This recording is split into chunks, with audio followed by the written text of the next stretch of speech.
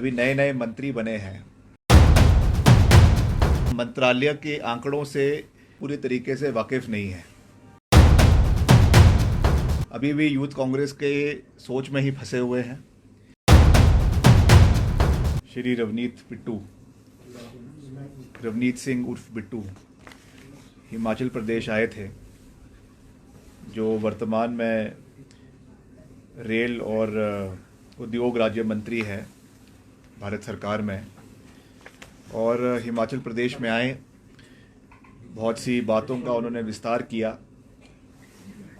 वैसे तो केंद्रीय मंत्री हैं,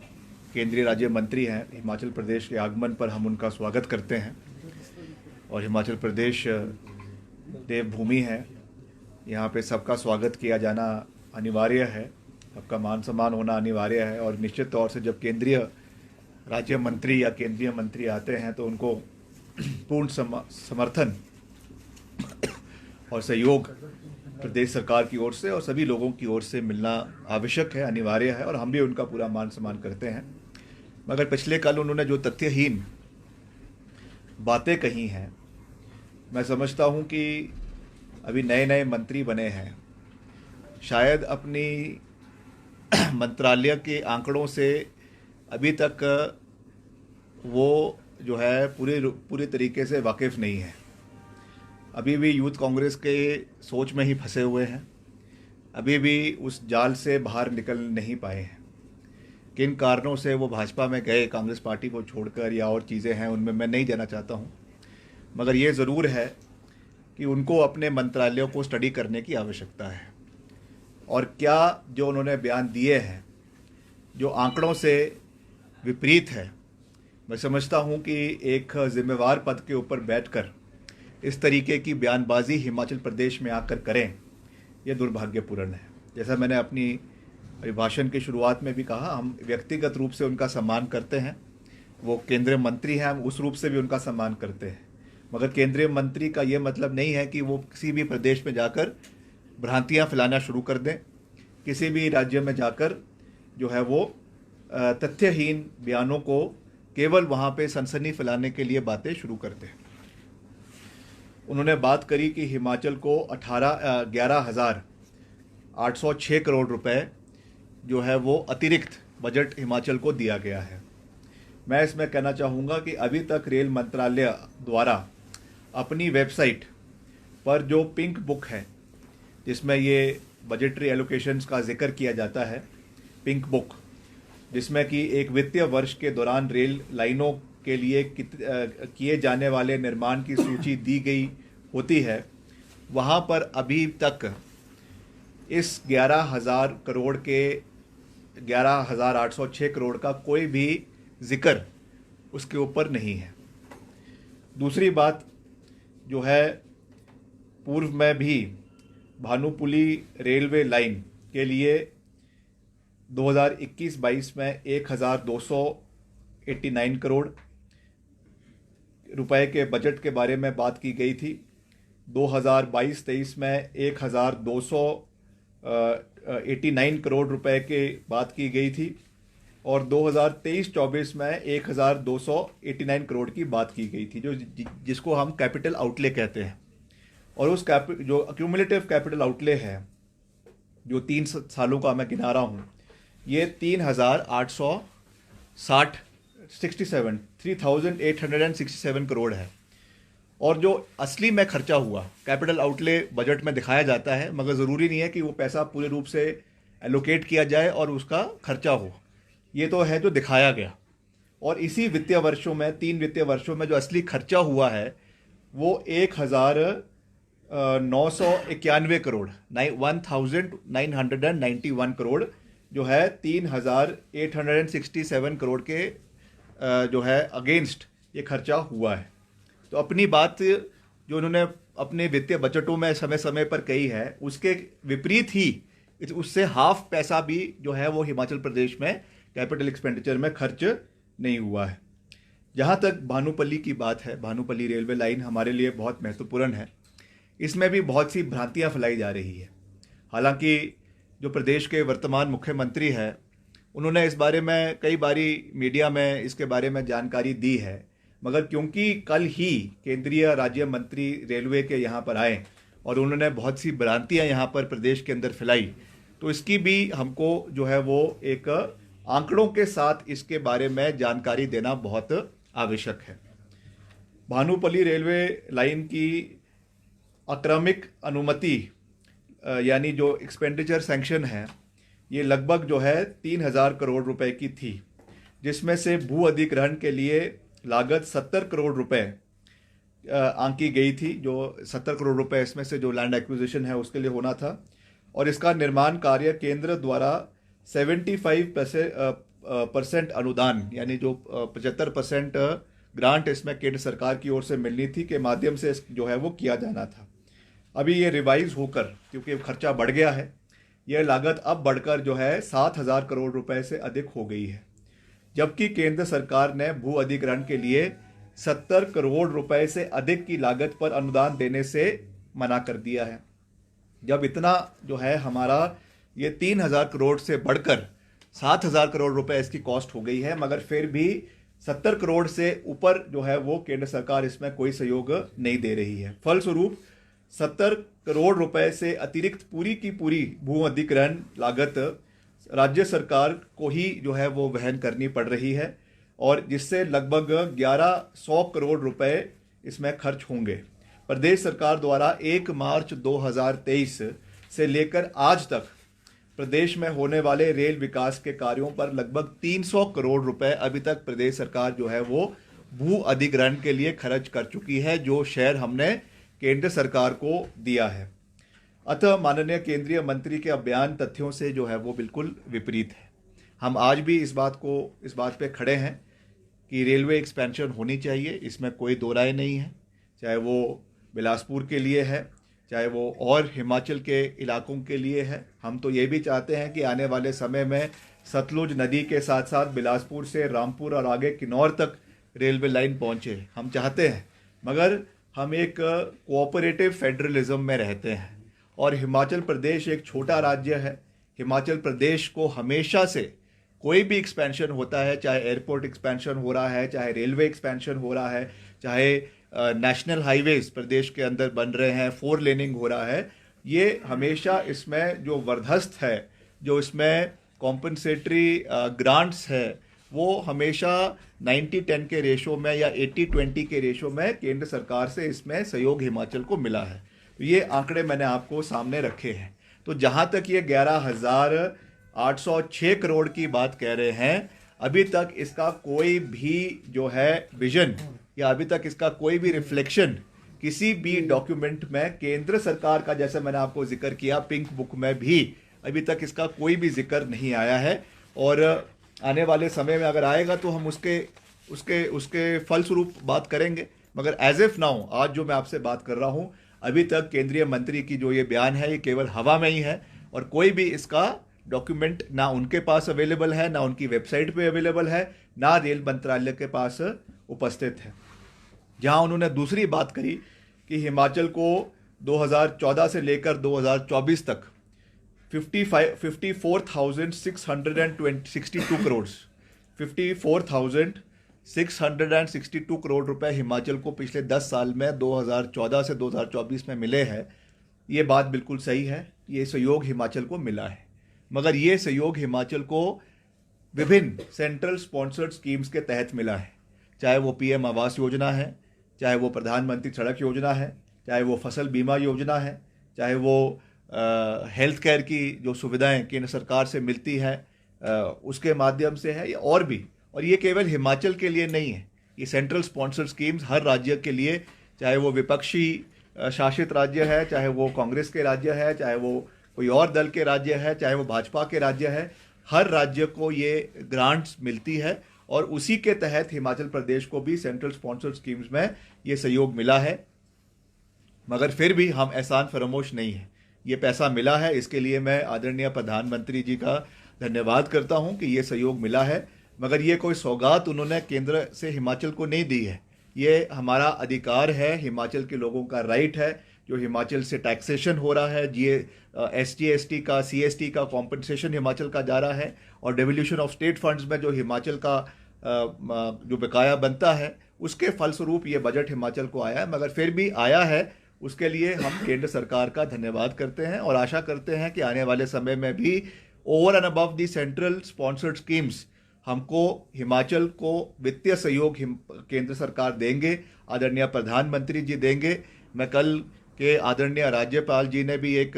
बयान दिया है, मैं उनका वैसे तो एक गरिमा है राजभवन की, हम उनका बहुत मान सम्मान करते हैं और उन्होंने भी कल ये बात कही है कि केंद्र से जो है वो अच्छे संबंध होने चाहिए। तो हम कब नहीं कह रहे हैं कि हिमाचल की केंद्र से अच्छे संबंध नहीं है, हम तो एक कदम लेंगे, हम 2 कदम लेंगे, मगर एक कदम तो केंद्र को भी लेना पड़ेगा। जो है दोनों साइड से ताली जो है वो दोनों हाथों से बजती है। केंद्र सरकार भी उसमें हिमाचल का पूरा सहयोग करे, समर्थन करे। जहां पर हमको करना होगा, मुख्यमंत्री जी उसमें पूरी मजबूती से कार्य करेंगे, हम सब मिलकर उसमें कार्य करेंगे। कोई नहीं चाहता कि हिमाचल में विकास ना हो, सब चाहते हैं कि हिमाचल आगे बढ़े। हिमाचल में हर क्षेत्र में, चाहे वो सड़कों का निर्माण है, चाहे वो अस्पतालों का निर्माण है, चाहे उनकी हेल्थ सर्विसेज को बेटर करने की बात है, हर दृष्टि से हम चाहते हैं कि केंद्र का सहयोग हिमाचल को मिलता रहे और हिमाचल आगे बढ़े। हर चीज़ में राजनीति नहीं होनी चाहिए,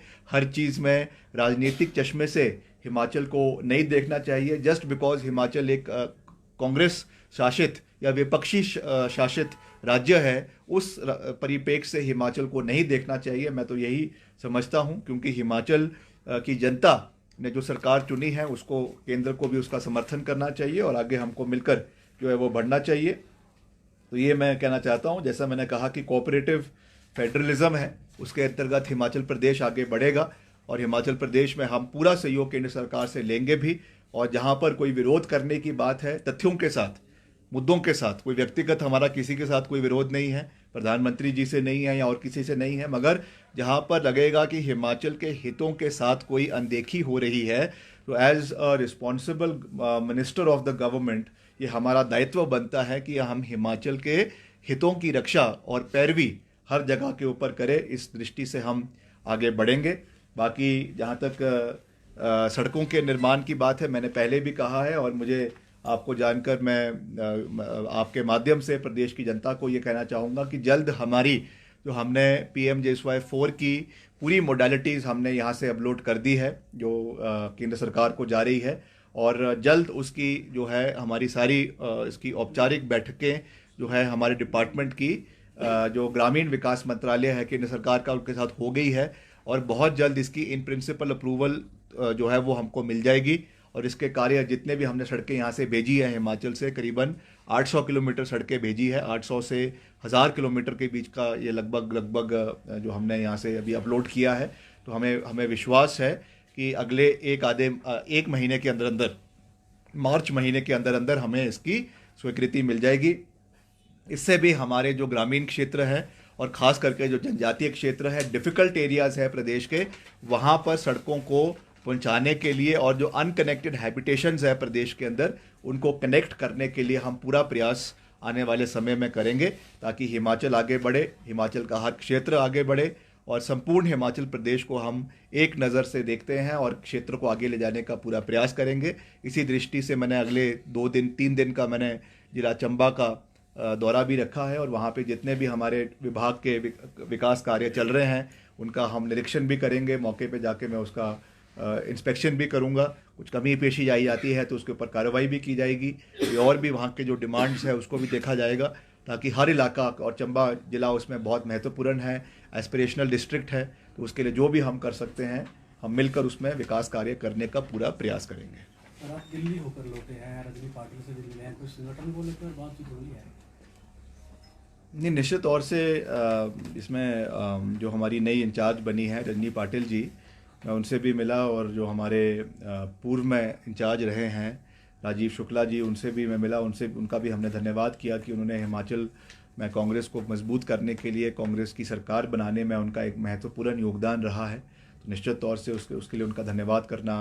आवश्यक है, अनिवार्य है। और जो नई इंचार्ज बनी हैं वो भी पहले भी हिमाचल की इंचार्ज रही हैं, तो उन्हें मैं समझता हूँ कि हिमाचल की राजनीति, हिमाचल के मुद्दे, हिमाचल के पार्टी के मुतलक जो मसले हैं उसके बारे में वो अच्छी तरीके से जानती भी हैं, समझती भी है। तो हमने तो यही उनसे निवेदन किया है कि जो यहाँ पे कार्यकारिणी भंग हुई है, काफ़ी समय उसको हुआ है, तो इमीडिएट पहला कार्य सबसे अगले कुछ ही दिनों में, हफ्ते 10 दिन के अंदर जो है वो नई पीसीसी को कॉन्स्टिट्यूट होना चाहिए, ताकि हमारे जितने भी संगठन के कार्य है, चाहे वो ब्लॉक लेवल के है, चाहे वो प्रदेश स्तर के है, चाहे वो डिस्ट्रिक्ट लेवल के है, उसके ऊपर कार्रवाई शुरू हो सके और मिलकर हम संगठन और सरकार के साथ तालमेल बनाकर आगे बढ़ें। उन्होंने आपकी सहमति जताई है कि कब तक ये बन जाएगा? क्या ये इन्होंने कहा है में ही हो जाएगा? नहीं, इन्होंने कहा है कि जल्द वो अगर मार्च के पहले महीने में, पहले हफ्ते में वो हिमाचल का दौरा भी करेंगी और उन्होंने मुख्यमंत्री जी से भी मुलाकात करी है और हमारी पार्टी अध्यक्षा भी उनसे अगले 1-2 दिन के अंदर मिलेंगी। उसके बाद जैसे भी फीडबैक मिलेगा उसके बाद वो, मुझे लगता है कि जल्द इसके ऊपर कार्रवाई होगी और जल्द पीसीसी को बनाया जाएगा। वो प्रेरोगेटिव उनका है, तो मेरा उसके ऊपर कुछ कहना सही नहीं है, पर हमने निश्चित तौर से बात रखी है और खुल के रखी है कि जल्द से जल्द गठन होना चाहिए और नए चेहरों को उसमें मौका मिलना चाहिए जो संगठन को मजबूत करें और प्रदेश को आगे ले जाने में अपना योगदान दें। सर, आपने राज्यपाल का जिक्र किया है, तो उन्होंने कहा कि जो पहाड़ी राज्य है उनमें 80% जो पैसा है वो केंद्र से आता है और केंद्र पर निर्भर करते हैं, उसको लेकर के कहना है केंद्र पैसा आता है। नहीं, देखिए ऐसा है कि जब हिमाचल प्रदेश बना था और हिमाचल प्रदेश विपरीत परिस्थितियों में बना था, मैंने 2-3 दिन पहले भी ये बात करी, तो उस समय ये केंद्र ने, उस समय जो केंद्र सरकार थी, आदरणीय श्रीमती स्वर्गीय इंदिरा गांधी देश की प्रधानमंत्री थी, उस समय इसी कंडीशंस के साथ हिमाचल को राज्य स्टेटहुड दिया गया था कि हिमाचल एक जो है पॉलिटिकली तो वाइबल स्टेट है मगर इकोनॉमिकली अनवाइबल स्टेट है। इसलिए हिमाचल को हर तरीके से केंद्र से सहयोग मिलता रहेगा, हर तरीके से ग्रांट्स मिलते रहेंगे और ख़ास करके क्योंकि हिमाचल में फॉरेस्ट रिजर्व और फॉरेस्ट कवर बहुत ज़्यादा है जिसमें कोई एक्टिविटीज़ नहीं हो सकती है और हमारा इंडस्ट्रीज़ हिमाचल के अंदर बहुत लिमिटेड है, बहुत ज़्यादा स्कोप नहीं है उसको बढ़ाने का, इसलिए उसमें कॉम्पनसेटरी हमको सहयोग केंद्र से इन चीज़ों पे मिलता रहेगा। ग्रीन कवर का अब तो वैसे भी कार्बन क्रेडिट्स मिलते हैं, ये तो नया फिनोमेना है पूरे विश्व के अंदर कि जहाँ पर ज़्यादा ग्रीन कवर है और उसमें उसको बचाव करने के लिए उसके कार्बन क्रेडिट्स जो है वो दिए जाते हैं, तो उस परिप्रेक्ष्य से भी हिमाचल को सहयोग मिलना चाहिए। इसके लिए हम केंद्र सरकार का धन्यवाद भी करते हैं, जितनी भी सरकारें पूर्व में रही है, मगर ये कोई, जैसा मैंने कहा कि कोई हिमाचल के ऊपर कोई सौगात नहीं है, ये हिमाचल का अधिकार है और जितने भी ऐसे डिफ़िकल्ट राज्य हैं, चाहे वो हिमाचल है, चाहे वो उत्तराखंड है, चाहे वो नॉर्थ ईस्ट के राज्य हैं, उनको ये ग्रांट्स मिलती आई हैं और मिलती रहनी चाहिए। सर, आपको लगता है कि हिमाचल प्रदेश में कांग्रेस की सरकार है इसलिए केंद्र जो है अनदेखी कर रहा है? मैंने तो कहा ही है कि ये लगातार इस चीज़ को देखा जा रहा है, जो हमारा रेवेन्यू डेफिसिट ग्रांट है, मैं कोई आंकड़े के ऊपर बात कर रहा हूँ, ऐसा तो मैं कोई व्यक्तिगत लांछन तो किसी के ऊपर लगा नहीं रहा हूँ, आंकड़ों के ऊपर बात है कि एक समय में 13,000 करोड़ रुपए हिमाचल को मिले 2018-19 में और अब वो इस वित्तीय वर्ष में मात्र 3,000 करोड़ रुपए रह गए हैं, तो 10,000 करोड़ का सीधा जो है वो झटका प्रदेश की आर्थिकी पे लगा है, तो निश्चित तौर से उससे प्रदेश की जो डेवलपमेंटल कैपेसिटी है, कैपिटल एक्सपेंडिचर की कैपेसिटी है, प्रदेश में वैसे भी आप जानते हैं एम्प्लॉयज़ का एक बहुत बड़ा बर्डन है, चाहे वो सैलरीज है, चाहे वो पेंशन्स है, चाहे वो लोन की अदायगी है, आधे से ज़्यादा पैसा तो 1 रुपए का 70 पैसा तो इन्हीं चीज़ों पे निकल जाता है, बाकी कैपिटल एक्सपेंडिचर के लिए पैसा बहुत कम बचता है। तो इन सब चीज़ों के ऊपर हमको भी मंथन करना है और कैसे इनसे आगे निकलना है इसके ऊपर जो है वो बात होनी चाहिए और हर चीज़ में राजनीति नहीं होनी चाहिए। मैं तो समझता हूँ कि इसमें तो विपक्ष को भी हिमाचल मंथन करना चाहिए कि कैसे हमें इस फिस्कल डेफिसिट से प्रदेश को बाहर निकालना है। एक लॉन्ग टर्म बात है, ये केवल आज की नहीं है, अगले 2 साल की, अगले 5 साल की बात नहीं है, ये एक long term vision Himachal Pradesh के लिए है। इसमें the opposition also should come on board और मिलकर हमें इसके ऊपर मंथन करें कि कैसे हम प्रदेश को आत्मनिर्भर आने वाले समय में बनाएं, कि हर चीज़ के लिए हमको केंद्र के ऊपर निर्भर नहीं रहना है। ये मैं समझता हूँ ऐसे बहुत से चैलेंजेस बहुत बारी आते हैं। 1991 में जो है केंद्र में भी इस तरीके की बहुत बड़ी वित्तीय परिस्थिति आई थी जब केवल 2,500 करोड़ रुपए का जो है फॉरेन रिजर्व केंद्र के पास रह गया था। 2 दिन अगर वो नहीं रहता तो हमको अपने एसेट्स बेचने पड़ते, मगर उस समय बोल्ड लिबरल इकोनॉमिक रिफॉर्म्स उस समय की केंद्र सरकार ने लिए, आदरणीय डॉक्टर मनमोहन सिंह जी ने लिए, और उस समय के प्रधानमंत्री ने लिए, जिसकी वजह से अनएम्प्लॉयमेंट प्रदेश के अंदर कम हुई, जीडीपी देश का ज़्यादा बढ़ा। तो मैं समझता हूँ उस परिप्रेक्ष्य से कुछ बोल्ड मेजर्स हमको भी लेने हैं, हम ले भी रहे हैं, सरकार ले भी रही है, मगर क्योंकि परिस्थितियाँ बहुत विपरीत है तो हमको इन सब चीज़ों के ऊपर काम करने की आवश्यकता है। सर, रवनीत सिंह बिट्टू कह रहे हैं कि जो 3 रेलवे प्रोजेक्ट चल रहे हैं उसका जो हिस्सा होता है स्टेट गवर्नमेंट 600 करोड़ से अधिक का नहीं दे रही है। रेलवे की तरफ से भी चीफ सेक्रेटरी को उसको लेकर चिट्ठी आई है, अगर नहीं दे सकती है स्टेट गवर्नमेंट तो वो उनसे कहेगी, इस तरह का उन्होंने कहा है। देखिए, जो भी इसमें हिस्सा देना होगा, पहले तो इसके ऊपर जो जिस रेशो के ऊपर ये डिसाइड हुआ है उसके ऊपर मुख्यमंत्री जी इस विषय को उठाएंगे और चीफ सेक्रेटरी इस विषय को उठाएंगे, और कैसे हमने इसको आगे लेकर जाना है उसके ऊपर भी बात होगी। हिमाचल अपनी दायित्व से पीछे नहीं भाग रहा है। मैं पहले ही कह चुका हूँ कि हम जो है वो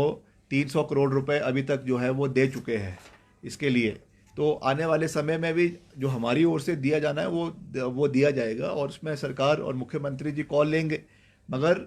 हम ये भी चाहते हैं कि जो इसमें कमिटमेंट्स केंद्र सरकार से है, जो इसमें बजटरी प्रोविजंस है, उसको भी केंद्र सरकार को पूरा करना चाहिए, तभी जाकर हम इस रेलवे लाइन को पूरे मजबूती से, जो उसका डेजिग्नेटेड स्पॉट है अभी बिलासपुर तक है और आने वाले समय में और भी इसका एक्सपेंशन होना चाहिए। हम तो इसके पक्षधर हैं, मगर इसमें केंद्र का पूरा सहयोग हिमाचल को मिलना चाहिए।